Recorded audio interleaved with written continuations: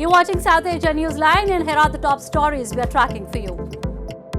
Quad meet in India reaffirms support to free and open Indo-Pacific. Dreams of better life shattered, says friend of Pakistan hockey player killed in Italy shipwreck. And IMF says Sri Lanka's tax hikes will help it regain creditor confidence.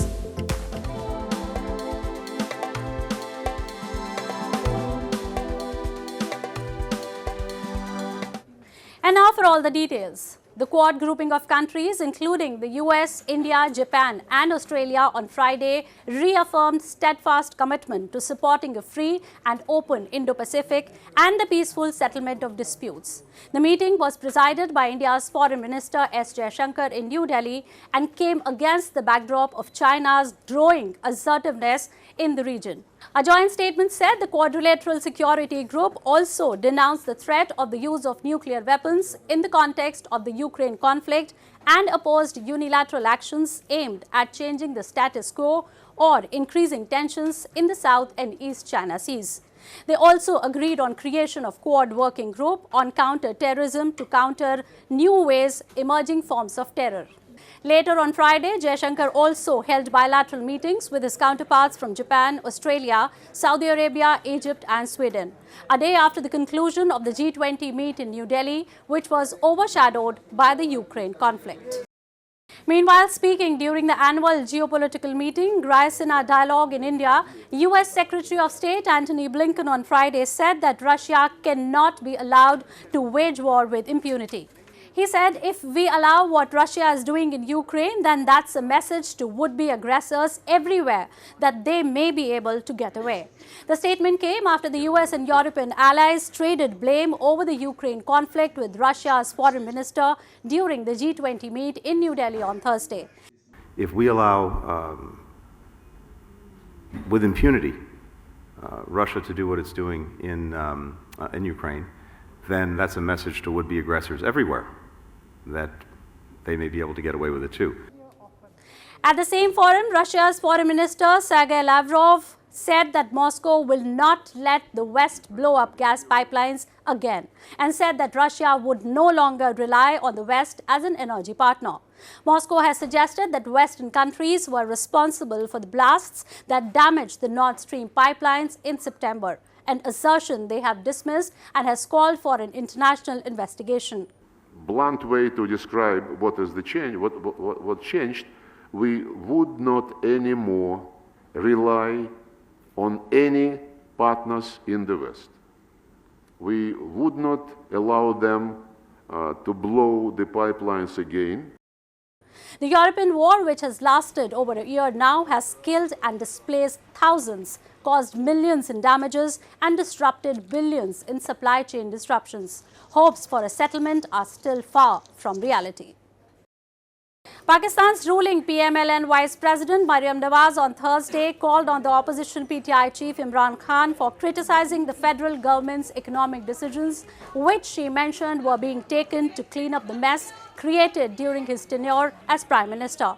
This came as Khan blamed the PDM coalition for slaughtering the rupee and for a historic 75-year high inflation of 31.5%.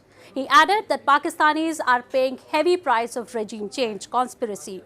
Maryam snapped back at him, scorning his party's 3-year-long incompetence and a cruel deal struck with IMF, and she said has plunged the country into economic turmoil.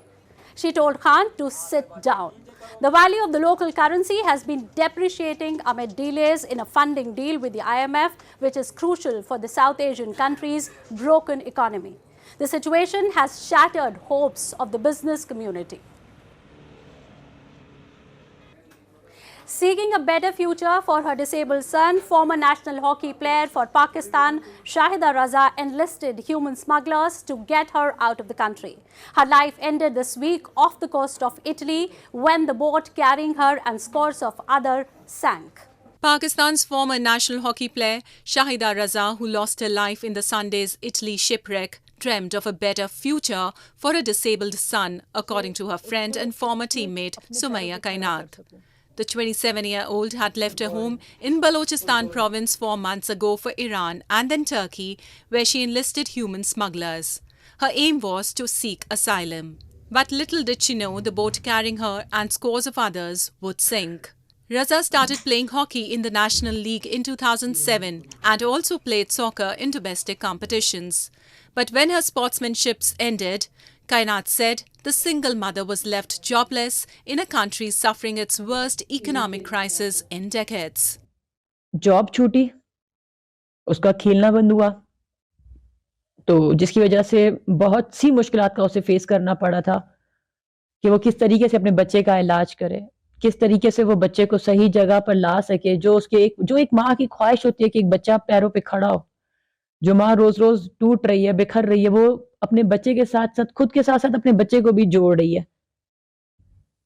तो इस माँ ने इस तरीके से ये फैसला लिया और इस तरीके से कदम आगे बढ़ाए जो कि वो मजबूर थी।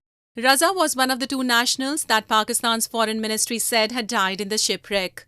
Another 17 Pakistans were rescued while 2 remain missing. The vessel, which authorities believe was carrying up to 200 migrants, sank in rough seas before dawn on February 26th, killing over 65 people. Those on board were mostly from neighboring Afghanistan. Moving on. The US Department of State spokesperson Ned Price has stated that the Doha Agreement had empowered the Taliban and weakened their partners in the former Afghan government. Price, in a presser this week, said that the Taliban have not fulfilled their own commitments made in the agreement in terms of engaging in political dialogue, fighting terrorist groups and respecting human rights. Taliban has repeatedly criticized the US for freezing Afghan assets, saying that Washington has acted against its promises. The Doha Agreement paved the way for the withdrawal of foreign forces from Afghanistan over assurances that Taliban will cut ties with other terror organizations. Afghan assets have remained frozen due to sanctions that have severely hampered business and development, leading to greater insecurity, poverty, and isolation. IMF, the International Monetary Fund, on Thursday said that Sri Lanka's recent tax rises are in line with international comparisons and needed to help creditors regain confidence, backing the crisis-hit country's effort to lock down a $2.9 billion bailout. An IMF statement said the hikes, which included an up to 36% rise in income taxes, were essential to tackle revenue collection that has been low by global standards. The statement added that external financing would not bridge the gap needed to fund essential expenditures. The island nation is grappling with an inflation above 50%, a shortage of foreign exchange, a plummeting currency, and a steep recession. The government has also raised electricity tariffs by 2/3 as it bids to put its public finances and debt in order. Public sector unions have called for a fairer tax regime, and thousands of workers this week staged a massive strike. An artisan in India's Jammu and Kashmir has kept the centuries-old craft of making traditional slippers known as Pulhoor alive. The footwear made of straw rope with a compact sole and a few straps to tie them up to the feet used to help people move around during harsh winter season. Take a look. Mohammad Yusuf, a craftsman from India's northern Jammu and Kashmir, has been keeping the centuries-old tradition alive by designing and making the traditional straw footwear called Pulhoor. Yusuf, who is currently working at the Government School of Design in Srinagar city, uses straws to make not just footwear but several other items like mats, covers for cups and baskets as well. He said he learned making Pulhoor from his forefathers and also thanked the government for making efforts to keep this craft alive. जो हमारे पास existing resource है, जो हमारे पास human resource है, वो भी ये craft जानते थे। तो इसी सिमत में हमने स्कूल ऑफ डिज़ाइन में एक आर्टिसन को लाया जो हमारे महकमे में काम करता है और उससे ये चीज़ें बनवाई। और आज के डेट में वहाँ पे जो है ये इसका चाहे वो पुलहोर हो या पातिज हो या इवन वागू हो, ये चीज़ें बनती है हमारे स्कूल ऑफ डिज़ाइन में। Pulhoor was primarily used by people to protect their feet from snow, thorns and pebbles due to poverty and unavailability of modern footwear. Yusuf said that the age-old craft is reviving again with the help of proper support from the Department of Handicrafts and the School of Design. That's all in tonight's edition. We'll see you same time next week. Good night.